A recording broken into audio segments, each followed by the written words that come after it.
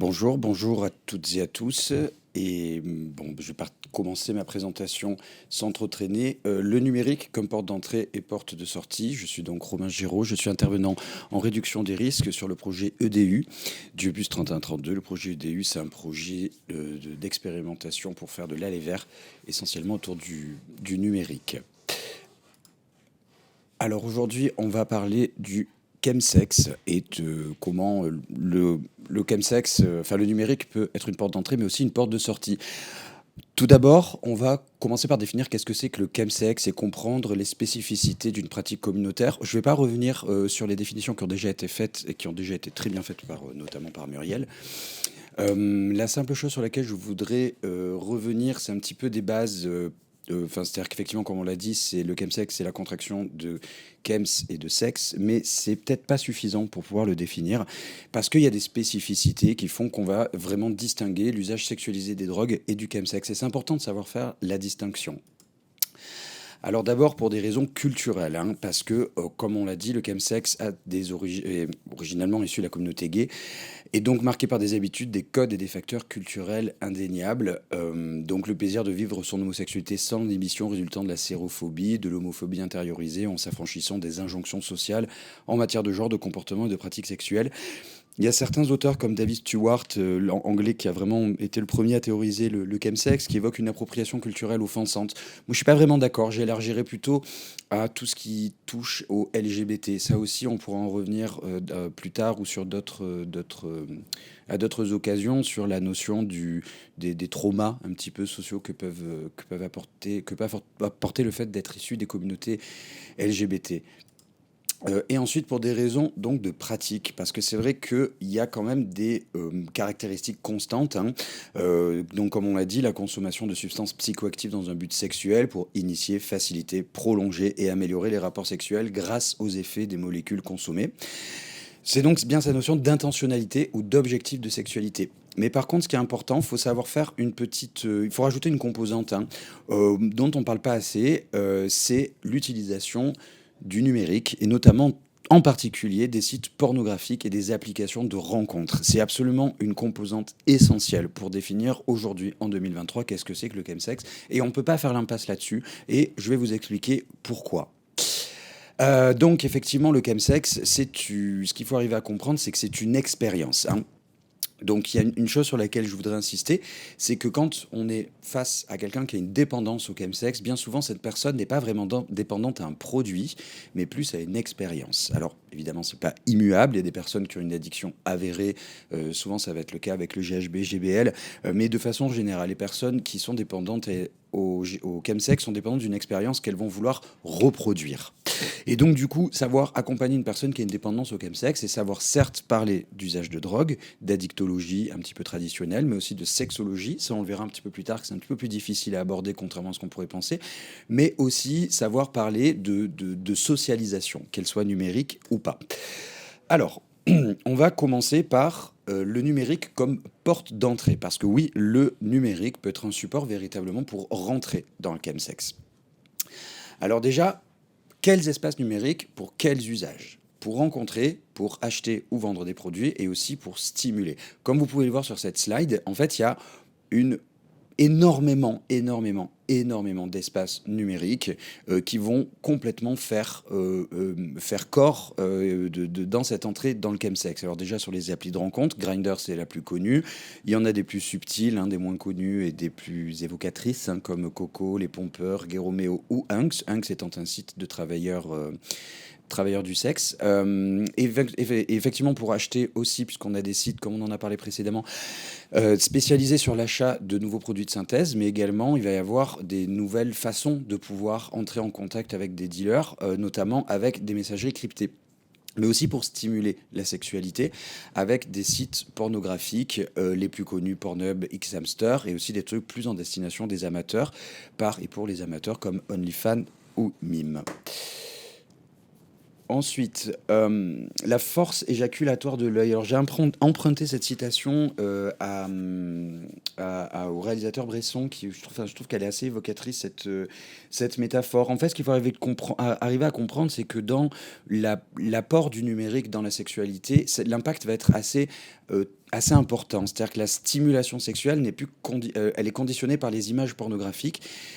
Et en fait, on va reproduire un petit peu ces images à travers une sémantique, mais aussi à travers des corps, des images qui sont fragmentées, qui sont vues par détail. Et en fait, l'attirance, la stimulation sexuelle va se faire à travers ces corps qui sont fragmentés.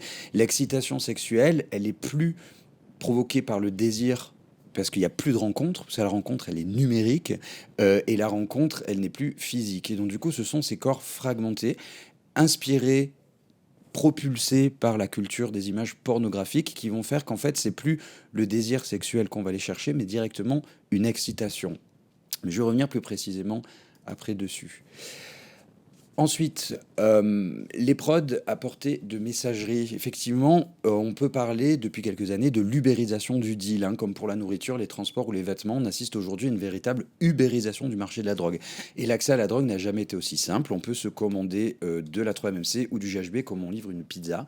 Et forcément, avoir accès à ça 24 heures sur 24 et 7 jours sur 7, ça pousse à la consommation. On a pu le voir notamment pendant la période du confinement. Voilà, je vous ai mis sur la droite une capture d'écran on pourrait en mettre des dizaines, hein. Ça c'est vraiment légion, comme chacune, on le sait aujourd'hui. Ensuite, le chemsex, un business. Moi, j'ai voulu aussi vraiment aborder cette notion-là. J'ai mis une petite capture d'écran d'un échange. Je vous ferai passer le PDF de cette présentation PDF. Vous pourrez lire en détail un petit peu le détail de cette conversation que j'ai eue avec une personne via Instagram, hein. Donc on n'est même plus, voilà, donc c'est vraiment omniprésent sur toutes les messageries. Là, effectivement, c'est une personne qui organise des soirées. Alors on est carrément là sur un business, hein, c'est-à-dire que c'est toute l'année, toutes les semaines. C'est orienté des fois mixte, des fois uniquement à destination des hommes en rapport sexuel avec les hommes. Je crois que là, on peut même carrément parler de prestations de haut standing, hein, puisqu'on est quand même sur une rencontre de groupe de chemsex avec un billet d'entrée à partir de 250 euros qui peut monter jusqu'à 700 euros avec la cuvée de champagne. Voilà, ça, il y a vraiment un business qui se développe autour de ça, même carrément au niveau de l'hôtellerie.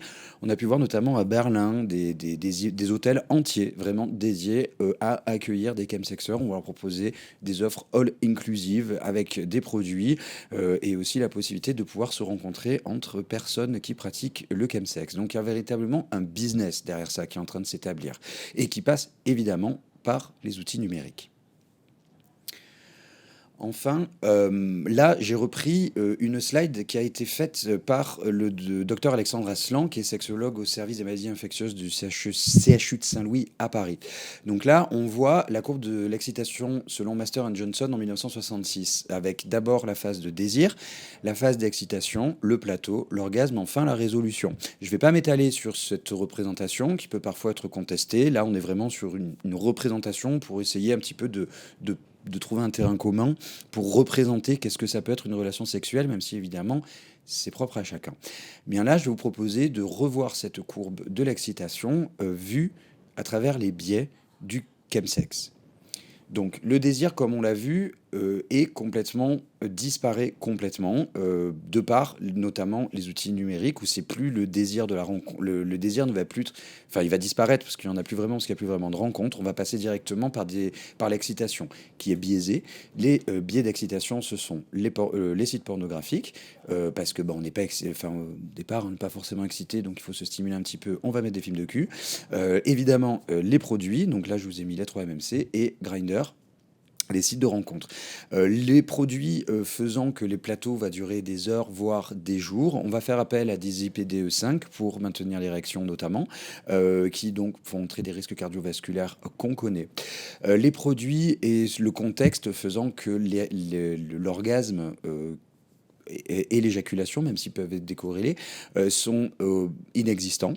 Et donc du coup, au bout de plusieurs heures et plusieurs jours, on va faire rentrer en phase de résolution ou de rétractation en utilisant du cannabis ou du Xanax. Donc on va rentrer, enfin Xanax ou autre benzodiazépine, et on va faire rentrer dans une nouvelle dans d'autres types de produits pour aider à la redescente. Cette slide, je trouve qu'elle est assez intéressante et je remercie le docteur Aslan de l'avoir faite parce qu'elle permet d'avoir, je trouve, une bonne représentation des psycho- et physiopathologies que peuvent rencontrer les personnes qui ont une dépendance au chemsex. Maintenant, on va essayer d'aborder le numérique comme porte de sortie. Donc là, je vais vous présenter un petit peu le travail que je mène depuis un peu plus de 2 ans, presque 3 maintenant, au sein du BUS 3132. Donc moi, je travaille sur le pôle numérique, sur le projet qu'on appelle EDU, où il s'agit un petit peu d'aller un petit peu dans les terres inconnues, utiliser et inventer des nouveaux outils, des nouvelles façons pour accompagner les personnes usagères de drogue, pour les accompagner dans des parcours de réduction des risques, d'orientation. On fait aussi également des campagnes de communication thématique. On essaie d'être le plus global possible dans l'utilisation du numérique. Donc, première partie, la stratégie d'évitement. Là, je remets ça dans la partie comprendre les spécificités de la pratique communautaire. Ça, c'est vraiment quelque chose qui revient très souvent. C'est que les personnes qui pratiquent le chemsex se détournent vraiment de tous les outils qui peuvent être mis en place, que ce soit en XAPA, en CARU, dans les centres de santé communautaires. Ça ne leur convient pas. Les groupes de parole, quand ils existent, souvent ne correspondent qu'à une toute petite partie des demandes, souvent des personnes qui sont en centre-ville, qui ont déjà accès aux soins et à la santé. Et en fait, pour les autres personnes qui sont concernées par le chemsex et qui rencontrent des difficultés, ils vont fuir ça, vraiment. Et cette réticence découle de la crainte d'être stigmatisé, du risque d'être identifié, de l'hésitation à franchir cette étape cruciale pour demander de l'aide. Moi, il y a souvent cette comparaison que je fais dans ma propre pratique du chemsex, j'ai pu le remarquer ça. On va se retrouver dans des parties où il va y avoir un Didier, 56 ans, DRH, CSP+, et dans la même soirée, un mec qui vit en CHRS, qui n'a pas de papier, qui a traversé la Méditerranée. Ces deux personnes qui n'ont jamais été, normalement ne sont jamais censées se croiser dans la société, bah là, vont se retrouver dans la même pièce. Donc c'est hyper intéressant d'un point de vue anthropologique et sociologique de s'intéresser à pourquoi ces personnes qui n'ont jamais été censées se rencontrer se rencontrent là.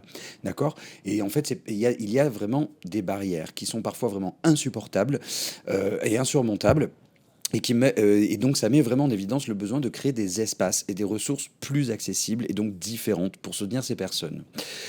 Et donc, ce qu'on a remarqué aussi, c'est que ces personnes vont souvent faire appel aux CARUD et des structures dites bas seuil pour obtenir du matériel d'injection, car ils ont l'assurance de ne pas être soumis à des interrogations indésirables. On a pu le voir notamment dans le cas à Marseille, où c'est vrai que, par exemple, les personnes qui pratiquent le slam vont se diriger vers le sleep-in, parce qu'ils savent que là-bas, ils sont sûrs qu'on leur posera jamais de questions. Alors, donc les objectifs du projet que moi je mène depuis presque 3 ans maintenant, c'est à la fois, c'est de pouvoir essayer de trouver des réponses. Donc déjà, moi je pars du principe que même si je suis une personne concernée, je pars du principe que je ne sais pas. Parce qu'en fait, si on n'a pas de réponse, je suis pas plus malin que les autres. Si on n'a pas les réponses adéquates, c'est que il faut commencer par faire un aveu un petit peu d'échec, hein, c'est pas grave. Mais il faut savoir quand même se placer des objectifs. Donc moi, pour moi, le premier objectif que je me suis posé, c'est déjà celui de sensibiliser, en éclairant le public, et pas seulement les personnes concernées, sur la réalité et les enjeux du chemsex, en brisant des stéréotypes et en promouvant la compréhension plus nuancée de cette pratique. Alors ça passe notamment par des campagnes. On a pu mener une campagne thématique sur le chemsex sur les réseaux de Plus belle la nuit au mois de février 2023, qui a permis un petit peu de faire décristalliser, décrisper. Parce que c'est vrai que, par exemple, on a fait ça pile au moment de l'affaire Pierre Palmade, qui a été absolument terrible, parce que ça a donné sans doute la pire des façons de montrer qu'est-ce que c'est que le chemsex. Ensuite, le deuxième objectif, c'est celui d'accompagner. Et notamment, le numérique nous permet d'offrir des espaces sécurisés où les personnes concernées peuvent discuter de leurs préoccupations, avec moi en l'occurrence, et obtenir des conseils, des ressources, et être orientés vers des services de soutien appropriés quand ils existent. Alors là, pour pouvoir se faire, moi, je suis équipé d'un téléphone professionnel, et mon numéro de téléphone circule dans la communauté. Et j'ai des personnes qui me contactent parce que elles savent pas trop comment s'y prendre, et le fait d'être tranquille à la maison, dans son propre espace, dans sa zone de sécurité, ça a vraiment permis de créer un lien particulier et le fait de faire ça de façon distancée et pas dans un institut médico-social, dans un XAPA, dans un CHU ou n'importe où, bah, ça a permis véritablement de créer un autre lien, une autre façon d'accompagner. Et c'est en ça que le numérique a vraiment été particulièrement efficace. Et aussi explorer. Et quand je dis explorer des nouvelles dynamiques créées par les interactions entre le numérique et le chemsex, c'est notamment pouvoir faire, ça j'ai pas pu encore l'expérimenter, mais c'est un truc que je souhaite pouvoir faire, c'est notamment des groupes WhatsApp par exemple, mais aussi pouvoir essayer de trouver des solutions que j'ai pas encore pu trouver, comme par exemple faire des publicités sur Grindr ou je sais pas trop, pour pouvoir communiquer, pour dire si vous avez besoin d'aide, nous on peut vous accompagner, en tout cas essayer de répondre à vos questions. Voilà, donc ça reste encore un aspect qui est un des objectifs qui reste assez exploré. Ensuite, l'approche et méthodologie, je ne vais pas m'étaler dessus parce qu'en fait, tout au long de ce que je suis en train de vous dire depuis tout à l'heure, vraiment, je me suis basé sur les approches et la méthodologie développées au sein du projet EDU. C'est-à-dire que donc de ce projet, c'est le but de ce projet, donc c'est de mettre en place donc c'est des espaces et des façons différentes via les outils numériques de pouvoir aller vers les personnes et pouvoir instaurer des suivis cliniques, mais aussi des petits entretiens brefs. Ok. Cette approche individualisée, elle est assez essentielle, notamment grâce à la présence de Carla, notre psychologue, qui peut nous apporter en tant que professionnels un soutien, mais aussi pouvoir apporter un soutien directement aux personnes. Voilà, on peut passer Carla au téléphone et ça a pu vraiment apporter une vraie différence et pouvoir donner envie aux personnes de prendre soin d'eux, en fait. Et ça, c'est chouette. Un cas clinique, un petit peu, parce que c'est bien les cas cliniques. Donc moi, je vous propose de vous parler de Johnny. Évidemment, il ne s'appelle pas Johnny. Évidemment, c'est pas lui sur la photo. Johnny, c'est un homme de 40 ans qui, lui, était un slammer. Donc un slammer, c'est personne qui injecte. Et lui, il avait vraiment, ça faisait quelques années, il avait vraiment envie d'en sortir. Il a trouvé un travail et il a totalement et brutalement arrêté l'usage de drogue en contexte sexuel. Et en fait, au moment de reprendre une activité sexuelle, vraiment, il a rencontré des grosses difficultés. Il avait besoin d'aide de ce mec-là, parce qu'il savait pas trop. Parce au tout départ, il a vraiment le sentiment de ne plus avoir de sexualité. Puis quand ça le revient, bah, il sait pas trop comment s'y prendre. Donc, moi, j'ai travaillé avec Johnny sur comment dessiner la silhouette de ce désir. Donc par exemple, une fois, il m'a raconté qu'il était allé au sauna, ben, je lui ai demandé de me raconter dans les moindres détails comment ça s'est passé. Il m'a dit qu'il avait une relation sexuelle sans produit avec une personne. Je lui ai demandé de me raconter précisément comment le désir est arrivé, puisque là, le désir, ben, en fait, il avait disparu depuis un moment, ben, là, il réapparaît. Ben, comment ce désir a été créé, comment l'excitation a été faite, et même quelles ont été les pratiques. C'est lui qui t'a baisé, c'est toi qui l'as baisé. Enfin, vraiment, on n'est pas avare en question et on n'est pas avare dans les détails les plus intimes. Parce que c'est ça qui nous a permis de dessiner la silhouette déjà d'un désir et d'une relation sexuelle sans produit. La semaine d'après, ben, il a eu une rechute. Il a repratiqué le chemsex avec du slam et tout. Et ben, je lui ai demandé de faire exactement le même travail. Et en fait, on a fait des liens, des ponts, ou au contraire des murs entre ces deux expériences, et on a pu dessiner la silhouette de ce que ça a été une relation sexuelle avec une relation sans produit. Et ça, ben en fait, c'est hyper intime, c'est hyper difficile, autant pour moi en tant que professionnel que lui en tant que personne, en fait, de parler de sa sexualité, c'est très difficile. Ben en fait, le fait qu'on ait fait ça ensemble au téléphone, lui chez lui, moi chez moi, ben ça, on a pu le faire, ça. On a pu le faire et ça a eu vraiment un impact vraiment très important dans le maintien de sa prise en dans le maintien déjà de sa décision. Et puis surtout, on a pu aussi assez rapidement arriver à la conclusion que c'est peut-être pas le sevrage qui était la plus adaptée des solutions, et enfin en tout cas pour lui, et que c'était peut-être pas forcément ce qu'il voulait. Et aujourd'hui, Johnny va bien, et enfin va bien, oui, en tout cas, il considère qu'il va bien, et puis ça lui arrive de temps en temps de faire des parties de chemsex, et sans qu'il estime que ce soit hors de contrôle, sans qu'il estime se mettre en danger, il arrive à contrôler ses consommations, il arrive à contrôler le temps qu'il y passe, et ça, c'était un petit peu, bah, finalement, sa demande. Donc ça a été une belle expérience, et pour lui, et pour moi. Ensuite, donc là, je vous ai mis quelques petites captures d'écran d'échanges que j'ai pu avoir, qui ont été anonymisés, où vous pouvez voir un petit peu tout ce dont je viens de vous parler, des difficultés qui sont rencontrées. à la fois, enfin des difficultés ou pas d'ailleurs, hein, parce que des fois c'est tout simplement des entretiens de réduction des risques, des fois on est plus sur de l'empouvoirment, de la réassurance, des fois des personnes aussi qui demandent un petit peu des conseils, très très souvent, comme vous pouvez voir sur la dernière slide, qui a été faite sur Messenger, sur Facebook. Là, la personne parle du consentement et du silting, hein, c'est-à-dire le fait d'enlever la capote à l'insu de la personne pénétrée. C'est un vrai problème. Donc, on aborde vraiment des questions de pas seulement d'usage de drogue, mais aussi de sexualité. Et le numérique peut vraiment être un outil très décisif qui permet de pouvoir accompagner ça. Alors là, je vais mis le cercle de Prochaska et Di Clemente parce que, en fait, c'est pour un petit peu illustrer le fait que moi, la méthode que j'utilise est la méthode de l'entretien motivationnel et que j'ai trouvé dans l'accompagnement des chemsexeurs particulièrement évocatrice et particulièrement pertinente.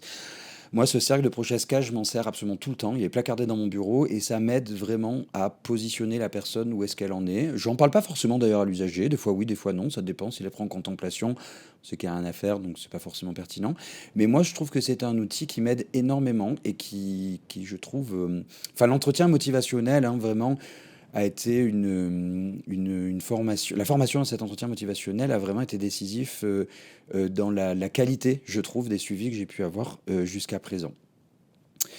Voilà, donc moi je joins quelques chiffres qui mériteraient d'être mis à jour, ce qui date de l'année dernière, hein. Donc sur le projet EDU, on a suivi 422 personnes qui ont pu bénéficier donc d'un entretien de réduction des risques, soit directement en venant vers nous ou via des canaux spécifiques ou dans la stratégie de l'aller vers.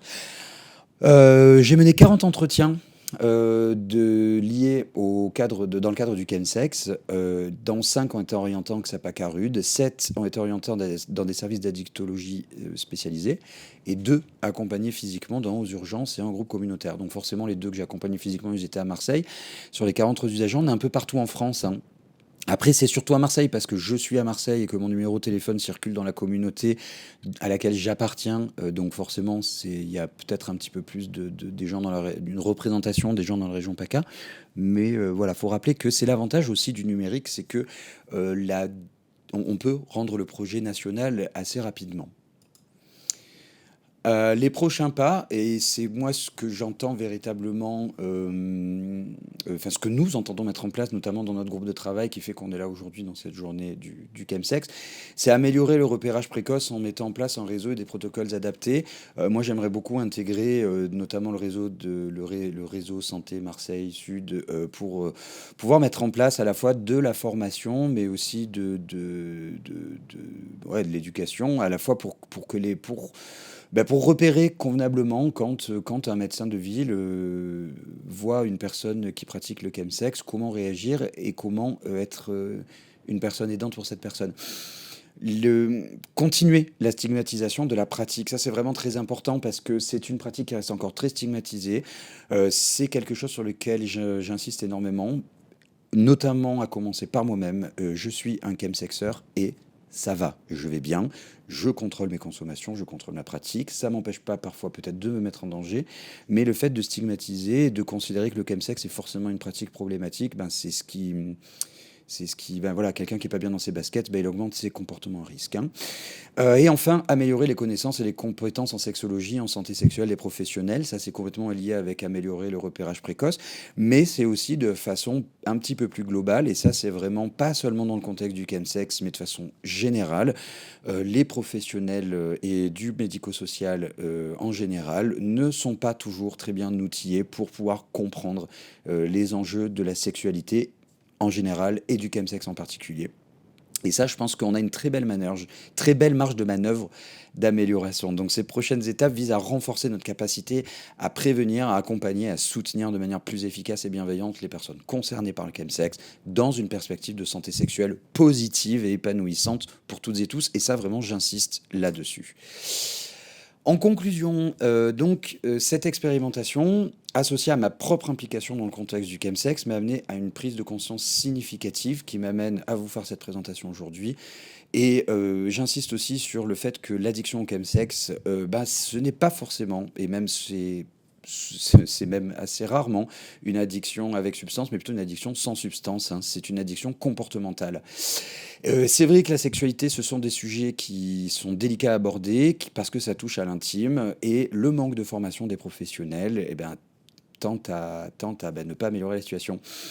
Et donc, moi, j'insiste aussi sur le fait qu'il est essentiel d'adopter une approche qui considère l'usage de drogue à travers la lentille du plaisir. Et ça, c'est très important chez nous au Bus 3132, en réintroduisant cette notion de plaisir dans l'accompagnement et en reconnaissant que l'expérience personnelle et la motivation individuelle sont des éléments essentiels à prendre en compte, eh bien, nous pourrons enfin développer des stratégies adaptées et efficaces, ce qui n'est pas encore complètement le cas.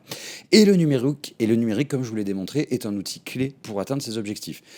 Le travail à accomplir se concentre sur la création d'une communauté de chemsexeurs solidaires, hein, en collaborant avec des usagers relais. Moi, c'est vraiment ce que je souhaite faire, c'est encourager le partage d'expériences pour faire en fait une communauté d'entraide, d'abord pour briser ces stigmatisations et puis aussi offrir un soutien essentiel aux individus. Moi, j'aime bien dire, j'aimerais bien créer l'amicale des chemsexeurs de la Blancarde, mais c'est un petit peu ça, et on a pu voir dans notre histoire, notamment avec l'épidémie de VIH-Sida, où effectivement au départ c'était tellement stigmatisé, tellement stigmatisant qu'en fait ça a mis du temps pour pouvoir mettre en place des réseaux communautaires, et je pense que Michel Borelli pourra tout à fait affirmer ce que j'avance ici.